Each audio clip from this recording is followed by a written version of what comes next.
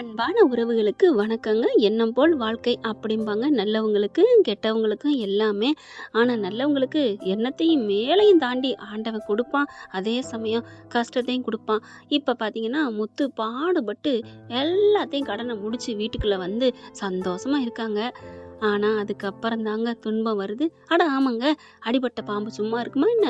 சிந்தாமணி செம்மையாக கற்பனையை யூஸ் பண்ணி, அதாவது மூளையை யூஸ் பண்ணி, சாரிங்க, மூளையை யூஸ் பண்ணி என்ன பண்ணுது, அப்படியே அந்த சேரில் உட்காந்துட்டு இப்படி ஆடுது வைக்கிது. அக்கா என்னக்கா பண்ணலாம், எப்படிக்கா உன் வாழ்க்கையிலே இப்படி சரித்திரத்திலே நீ தோல்வி அடைஞ்சது இல்லையாக்கா, இப்படி ஆயிடுச்சேக்கா, உன்னை மண்ணக்க வச்சுட்டானேக்கா.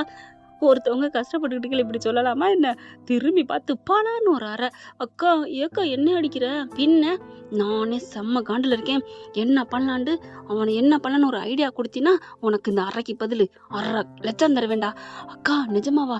அவனை தூக்கியிருக்கா அப்படி சொல்ல. டேய், தூக்குனா சரியா வராதுடா. அவன் இருந்து கடை அடைக்க முடியாம நொந்து நொந்து அப்படி ஒவ்வொரு நாளும் உயிரை விடணும்டா. அதுக்கு ஏதாவது பண்ணு அப்படின்னா அவன் கடனை கொடுத்தவன்ட்ட போய் தூண்ட சொல்லுவான். அவன் எப்படா கொடுப்பான்? அதான் ஏதோ காரெல்லாம் ரெடி பண்ணி அதை அடமான வச்சுலாம் வாங்கியிருக்கான். அப்பா அதான் இல்லாம பண்ணுவோம். அப்ப ஃபைனான்ஸ்காரன் போய் புடுங்குவான்ல. டேய், அடிச்சதுக்காக மன்னிச்சிருடா, இந்த 50,000 தூக்கி கொடுக்குறான் சிந்தாமணி. அக்கா என்னக்கா சொல்ற? சூப்பர் ஐடியாடா. இதை நடைமுறைப்படுத்து அப்படின்னு சொல்லிட்டு என்ன பண்றாங்க, ஆட்களை வச்சு செட்டில் நிக்க வச்சிருக்காங்க இல்லையா, அதாவது காருகளை ரெடி பண்ணார்ல நம்ம முத்து, அதை எல்லாத்தையும் வச்சு கொளுத்தி விட்டுறாங்க. அப்படிதான் கொழுந்து விட்டு எரிய செல்வம் வர்றாருங்க. செல்வம் பாத்துறாரு. ஐயோ ஐயோ, முத்தோட கார் பூரா போதே எரியுதே அப்படின்னு தவிக்கிறாங்க. ஃபயருக்கெல்லாம் கால் பண்றாங்க. எல்லாம் வராங்க, தண்ணி ஊத்துனாங்க. பார்த்தா டக்குன்னு முத்துக்கு கால் பண்றாங்க. முத்து என்ன அப்படின்னு சொல்லிட்டு ஃபோன் எடுக்க, என்ன இந்நேரத்துல ஃபோனை எடுத்தா செல்வம் கதறான். ஐயோ முத்து, போச்சியா, உன்னோட கனவே போச்சு, என்ன சொல்ற அப்படிங்கிற. எல்லாரும் வந்துடுறாங்க. என்னாச்சு அப்படிங்கிற. ஏன்னா ராத்திரி நேரம் இல்லையா, போச்சுப்பா அப்படின்னு சொல்லிட்டு அழுகிறாரு முத்து. என்னப்பாச்சு?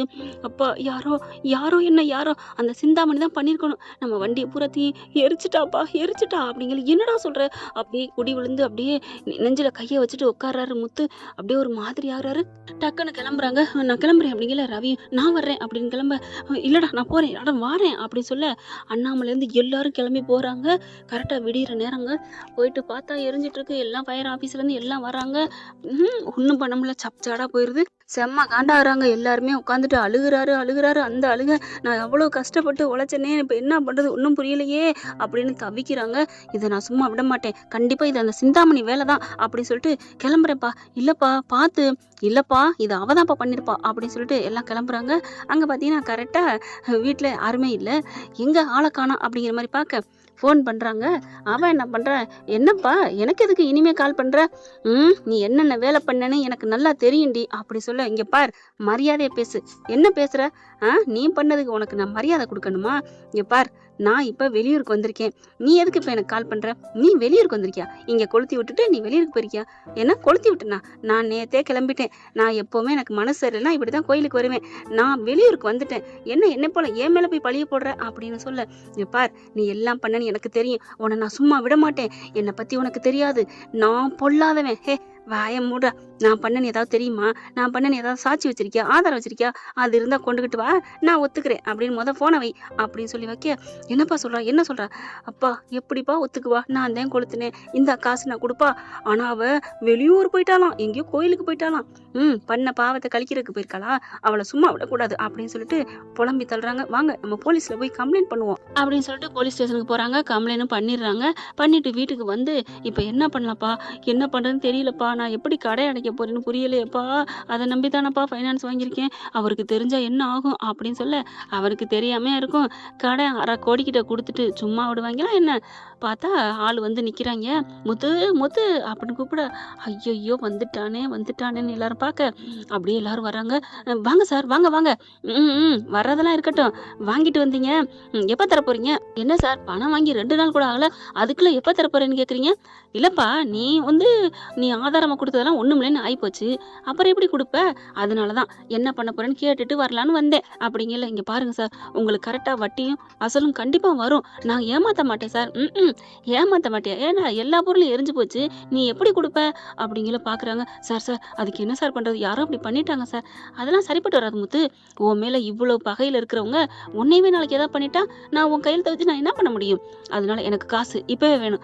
சார் என்ன சார் இப்படி பண்றீங்க? இதுக்கு தான் நான் உனக்கு கடனை தரமாட்டேன்னு சொன்னேன். அந்த சார் சொன்னனால தான் கொடுத்தேன்.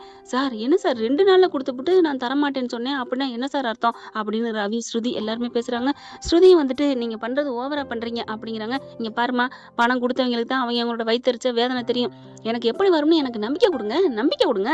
என்ன பண்றது அப்படின்னு பார்க்கல அண்ணாமலை என்ன பண்றாரு, பத்திரத்தை போய் எடுத்துட்டு வர சொல்றாரு விஜயாவை. எதுக்கு பத்திரம்? நீ எடுத்துட்டு வா.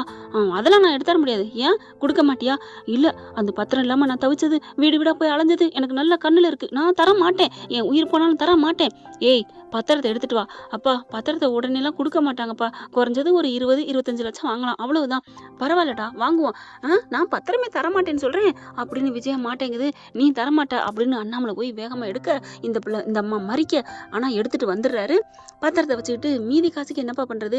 இவர் என்ன பண்றா, இங்க பாருங்க, என்ன பண்ணுவீங்களோ ஏது பண்ணுவீங்களோ தெரியாது, ஒரு நாள் டைம் தரேன், எனக்கு பணம் வேணும், பணம் வந்தாத்தான் நான் அந்த வீட்டை விட்டு போவேன் அப்படின்னு சப்படையா போட்டு உட்காந்துடுறாரு. என்ன சார் இப்படி உட்காந்துருக்கீங்க ஈட்டிக்கார மாதிரி? ஆமையா, நான் ஈட்டிக்காரனே வச்சுக்க, கடனை கொடு. எனக்கு பயம் வந்துருச்சு. ஐயோ என்னையா அப்படி வாழ்ந்தாலும் ஏசும் தாழ்ந்தாலும் ஏசுன்னு சொல்லுவாங்க, இப்படி போட்டு ஒருத்தவங்க அடிமட்டத்துல இருக்கிற இப்படி ஏறி மிதிக்கிறீங்க. சார் என்ன நீங்க பேசிட்டு இருக்கீங்க? காசுதான் அந்த காலத்துல, எனக்கு காசு வேணும் அப்படின்னு அந்த பைனான்சியர் உட்காந்துற. இப்ப என்ன பண்றாங்க, மீதி காசு அப்படி பாக்குறாரு நம்மள. டேய் உன்னோட ஷோரூம் பத்திரம் எங்க இருக்கு? அப்பா அது எதுக்குப்பா? என்ன அது எதுக்குன்னா, ஆக்சுவலா பார்த்தா நீ தான் கொடுக்கணும் அப்படின்னு ரவியும் ஸ்ருதியும் சொல்ல, நான் அதெல்லாம் தர முடியாது, அதான் என் பங்களை எடுத்துக்க சொல்லிட்டேன். டே உன் பங்கெல்லாம் முத்துக்கு கொடுக்கலடா, உன் பங்கு உனக்கு தான், நீ கடன் பட்டிருக்க, நீ மரியாதையா இப்போ உன் பத்திரத்தை கொடு. என்னப்பா பண்ண போறீங்க? அதெல்லாம் வித்தாதான் 20-25 வரும், அதுக்கு தாண்டா கொடு அப்படின்னு சொல்ல.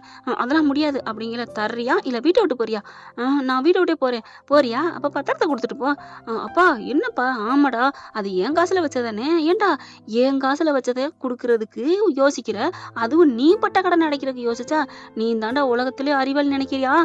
விஜயா, நீ உங்க 2 பேரையும் நான் வந்து பேசிக்கிறேன் அப்படின்னு. முத்து வாப்பா, நம்ம போய் பேங்க்ல போய் அடகு வைப்போம். பாப்பா அது எனக்குன்னு இருக்குது, எல்லாரும் ஜோடி ஜோடியா இருக்கீங்க, நான் மட்டும் தனியா இருக்கேன், எனக்கு அது வேணும்பா. அந்த ஒண்ணுதாப்பா இருக்கு ஷோரூமு. டேய் வீடு தாண்டா முக்கியம், கடன் தாண்டா முக்கியம். என் முத்து கஷ்டப்பட்டான்டா, பாவம்டா. அவனை யாரு அப்படி என்ன? அவனை யாருன்னா நைட்ல போயிட்டு காரை தூக்கி அந்த வீட்டுக்குள்ளே வைக்க முடியும்? வேணுக்குன்னே இந்த சிந்தாமணி பண்ணி விட்டுருக்கா, அவளை நான் சும்மா விட மாட்டேன், வாங்கிதான் தீருவேன் அப்படின்னு சொல்லிட்டு போய் பேங்க்ல போய் அடகு வைப்போம் அப்படின்னு போறாங்க. ஐயா போங்கய்யா, பணம் வந்தானே தர்றோம், நான் இருக்கேன், நான் கேரண்டி அப்படி சொல்ல. இந்த வீடு 3 கோடிக்கு மேல போங்கய்யா, கண்டிப்பா தர்றோம் அப்படிங்கிறாங்க. மனோஜ் பாக்குறாரு, 3 கோடிக்கு மேல போகும்னா இந்த ஷோரூம் 20 லட்சம் தான் வரும், இதை கொடுத்துட்டோம்னா 3 கோடியில ஆளுக்கு 1 கோடி வரும். ஐயோ நமக்கு கோடி தான் முக்கியம் அப்படின்ட்டு, இந்தாப்பா வச்சுக்கோ அப்படின்னு பத்திரத்தை கொடுக்க வாங்கிக்கிறாரு. 2 பத்திரத்தை எடுத்துட்டு கிளம்ப விஜயா வந்துட்டு வேணான்னு குறுக்க கிடக்குது. பலான்னு ஒரு அறை கொடுக்குறாரு. உன் மயனுக்காக செய்வேன், நம்மளுக்காக உயிரை கொடுத்து வந்திருக்கான் நம்ம புள்ள, என்ன நினைச்சிட்டு இருக்க அப்படின்னு சொல்லிட்டு கிளம்புறாங்க. முத்து மீனா அப்படி பார்க்க, ஏய் என்ன உனக்கு ஏத்த மாதிரி நடந்துட்டு இருக்குன்னு நினைக்கிறியா? இருக்குடி இருக்கு, அந்த பத்திரத்தை உடனே நீங்க திருப்பி தரனால இருக்கு, கண்டிப்பா நாங்க திருப்பி தருவோம் அப்படின்ட்டு கிளம்புறாங்க. சரியா பாத்தீங்கன்னா மீனாவுக்கு சத்யா போன் அடிக்க நடந்ததை பூரா மீனா சொல்ல சத்யா ஆடி போறாரு. என்னக்கா அந்த பொம்பளை விடவே விடாதா, என்ன பண்றேன்னு தெரியல, அவ எங்க போனானே தெரியல, கோயிலுக்கு போயிருக்கேன் வெளியூருக்கு போயிருக்கேன்னு சொல்றா. சரி வைக்கா அப்படின்ட்டு ரேகாவுக்கு ஃபோன் பண்ணி விஷயத்தை பூரா சொல்ல, ஐயோ எங்க அம்மா தான் எல்லாம் பண்ணியிருக்கணும், நான் அடிச்சு சொல்றேன், நீ வை சத்யா நான் வர்றேன் அப்படின்னு சொல்லிட்டு உடனே ஃப்ளைட்டை பிடிக்க வருதுங்க. அட்டன் டைம்ல வந்துட்டு இப்போ என்ன பண்றது ஒன்றும் புரியலையே அப்படின்னு முத்துவுக்கு கால் பண்றாங்க. அண்ணா நீங்க பேசாம இருங்க, நான் பாத்துக்கிறேன் அப்படின்னு சொல்லிட்டு எங்க அம்மா மேல நான் இப்பவே கம்ப்ளைண்ட் கொடுக்குறேன். இல்ல விடுமா பாத்துக்கலாம், நான் வீட்டுக்கு அந்த கடனை அடகு வச்சு கடனை அடைச்சதுக்கு அப்புறம் நான் எல்லாம் பண்றேன் அப்படின்னு முத்து சொல்ல, நீங்க என்ன பயப்படுறீங்க, நீங்க வாங்க அப்படின்னு சொல்லி கூப்பிடுறாங்க. முத்துவும் அங்கே போயிடுறாங்க. அண்ணாமலைகிட்ட நீங்க அடகுலாம் வைக்காதீங்க இருங்க ப்ளீஸ் அப்படின்னு சொல்லிட்டு நேரா ரேகா வீட்டுக்கு போக, ரேகா வீட்டில் அந்த புதையல் வச்சிருக்குமே உங்க அம்மா, எல்லாமே ரேகாவுக்கு தெரியும் இல்லையா, அந்த பணத்தை எல்லாம் பாக்குறாங்க. 48 லட்ச ரூபா எடுத்துடுறாங்க. எதுக்கு? ஆமா அவன் கேட்டான்ல குடுக்கணும்ல. இல்லம்மா 38 லட்சம் தான் அப்படிங்கிறாங்க. அட 48 லட்சம் தானங்க குடுக்கணும்.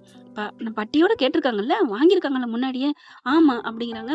இந்தாங்க அப்படின்னு சொல்லி எடுத்து குடுக்க, பணத்த எடுத்து குடுத்தோனே போய் குடுங்க அப்படிங்கிறாங்க. ஏம்மா அது அப்படின்னு சொல்ல, என்னண்ணே இப்படிலாம் பார்க்குறீங்க? போங்க அப்படின்னு சொல்ல வேகமா பணத்தோட வராங்க. அந்த ஃபைனான்ஸ்ட்ட இந்தாயா உன் பணம் அப்படின்னு சொல்லி குடுக்க, ம் இப்படி உட்காந்து சத்தியாகிரகம் பண்ணா தான் குடுக்குறீங்க. பரவாயில்லப்பா உங்க வீடு நல்ல ரோசத்துக்கு பேர் போன வீடு தான் அப்படின்னு சொல்லிட்டு கிளம்ப விஜயா பாக்குது. இனிமே இந்த பக்கத்துல எட்டி பார்க்காதீங்க அப்படின்னு சொல்ல, அதுக்கப்புறம் அண்ணாமலை இந்தா உன் பத்திரம், இந்தாடா உன் ஷோரூம் பத்திரம் அப்படின்னு கொடுக்க, அதுக்கப்புறம் இங்க சிந்தாமணி என்ன பண்ணுது, ஜெயிச்சிட்டோம் அப்படின்னு சந்தோஷமா வீட்டுக்கு வந்தா வீட்டுல பணம் இல்ல. ரேக்கா பயங்கரமா உண்மையை போட்டு உடைக்கிறாங்க. நீ அவங்களுக்கு நெருப்பு வச்சில, உன்னை சும்மா விடுவேனா என்ன? அதான் பணத்தை தூக்கி கொண்டே அவங்ககிட்ட கொடுத்துட்டேன், அப்படியே கொட்டிட்டேன் போதுமா அப்படிங்கிற ஒரு அறை கொடுக்குறாங்க. நீ எத்தனை அரைஞ்சாலும் அரைஞ்சுக்கோ, நல்லவங்க பாவம் அவங்க வாழணும், அதுக்காக தான் நான் செஞ்சேன் அப்படின்னு சொல்றேன். ரேகாவை யாருக்கெல்லாம் பிடிச்சிருக்கோ உங்க பொண்ணான கையில ஒரு லைக்கை போட்டு சப்ஸ்கிரைப் பண்ணி ஆதரவு கொடுத்துருங்க அன்பு உறவுகளே. Thank you friends. இந்த வீடியோ உங்களுக்கு பிடிச்சிருந்தா தயவு செய்து லைக் பண்ணுங்க. இன்னும் அப்டேட்ஸ்க்காக சேனலை சப்ஸ்கிரைப் பண்ண மறக்காதீங்க. நம்ம கிட்ட இருக்க எல்லா சேனல்ஸோட லேட்டஸ்ட் வீடியோ அப்டேட்ஸ்க்காக மேல ரைட் சைடுல காட்டுற லிங்கை கிளிக் பண்ணி வாட்ஸ்அப் குரூப்ல ஜாயின் பண்ணுங்க. உங்களிடம் விடைபெறுவது நான் உங்கள் மெஹர்.